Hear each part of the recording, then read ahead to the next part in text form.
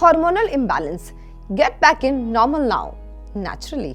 जी हाँ, बिल्कुल सही सुना आपने। अगर आप भी हार्मोनल इम्बैलेंस से परेशान हैं और तरह तरह की परेशानियां झेल रहे हैं तो उसको नेचुरली कैसे ठीक कर सकते हैं, let's check it out. Number 1, getting enough sleep. जी हाँ, बिल्कुल सही सुना आपने। अगर आपकी नींद पूरी नहीं हो रही है तो आपके हार्मोन्स गड़बड़ा सकते हैं, उनमें इम्बैलेंस हो सकता है और उसका नतीजा ये हो सकता है कि आपको ओबेसिटी, डायबिटीज या फिर खाने पीने की दिक्कतों का सामना करना पड़े। तो ये जरूरी है कि आपकी जो स्लीप साइकिल है वो कम से कम 6 से 8 घंटे की हो और ये बेहद जरूरी है। Number 2, avoiding too much light at night.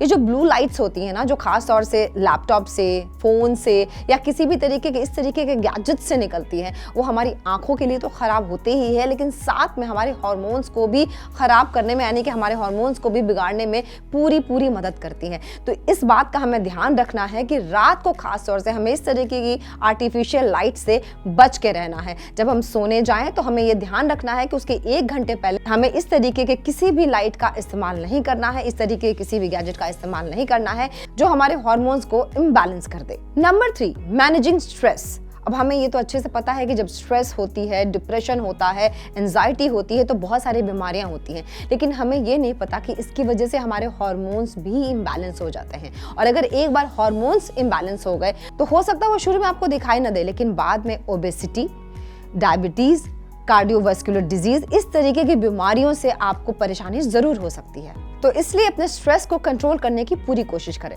Number 4, exercising. अगर आप किसी भी तरीके का फिजिकल एक्सरसाइज नहीं कर रहे हैं तो ये आप मान के चलिए कि आपके हार्मोन्स गड़बड़ हो सकते हैं, क्योंकि जैसे जैसे हम एज करते हैं हमारे मेटाबॉलिज्म में असर पड़ता है, हमारी बॉडी टाइप बदलती रहती है और ऐसे में हार्मोन्स का बैलेंस होना जरूरी है। तो ये जरूरी है कि हम अपने आप को योगा में, जिम के किसी एक्सरसाइज में या फिर किसी होम वर्कआउट में अपने आप को जरूर बिजी रखें। Number 5, avoiding sugars.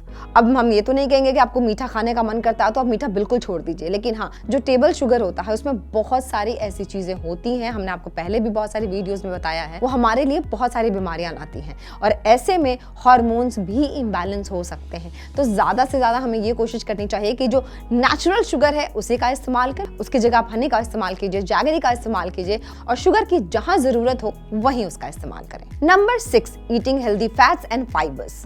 अब फैट्स और फाइबर्स का हमारी बॉडी को सेहतमंद रखने में और साथ में हार्मोन्स को बैलेंस करने में बहुत बड़ा हाथ है। हमें हेल्दी फैट्स जरूर खाने चाहिए, हमें अपने खाने को संतुलित बनाना चाहिए। इसकी वजह से हमारी बॉडी भी सेहतमंद रहेगी और जो इंटरनली, यानी कि जो हार्मोन्स है जो दिखाई नहीं देते हैं, वो भी अच्छी तरीके से बैलेंस्ड रहेंगे और इनकी वजह से हमारी गट हेल्थ भी अच्छी होगी और गट हेल्थ होगी तो बहुत सारी बीमारियां वैसे ही दूर हो जाती हैं। और इनको खाने की वजह से हमारा जो इंसुलिन है वो भी रेगुलेट होगा। तो अब आप ये खुद समझ सकते हैं कि हार्मोन्स को बैलेंस करने के लिए हेल्दी फैट्स एंड फाइबर्स का हमारे खाने में शामिल होना कितना जरूरी है। Number 7, avoiding over eating. अब होता क्या है, कभी कभी जब हमें स्ट्रेस होता है, एंजाइटी होती है या फिर हम किसी के साथ बैठे हैं जो कि बहुत ज्यादा खाना खाता है, हम उसके साथ बैठ के उसके साथ भी खा लेते हैं, अकेले भी खा लेते हैं या फिर टीवी देखते देखते, मोबाइल देखते देखते कई बार पता ही नहीं लगता कि कब हमने ओवर ईटिंग कर ली। ऐसे में कहीं ना कहीं हमारे हार्मोन जो हैं वो थोड़े गड़बड़ हो सकते हैं और ऐसे में हमें पता ही नहीं लगता। हमें तो लगता है यार हमने तो सब ठीक किया था, हार्मोन्स कैसे बिगड़ गए, लेकिन ये धीरे धीरे एक बड़ी बीमारी में भी तब्दील हो सकते हैं। Number 8, drinking green tea. Green tea में बहुत सारे एंटीऑक्सीडेंट्स होते हैं, ये तो हम सब ने सुना है। अगर आप दिन की शुरुआत ग्रीन टी से करते हैं तो मेटाबॉलिज्म भी अच्छा रहता है, बॉडी एक्टिव रहती है और साथ साथ हमारे हार्मोन्स भी अच्छी तरीके से बैलेंस रहते हैं। Number 9, quitting smoking.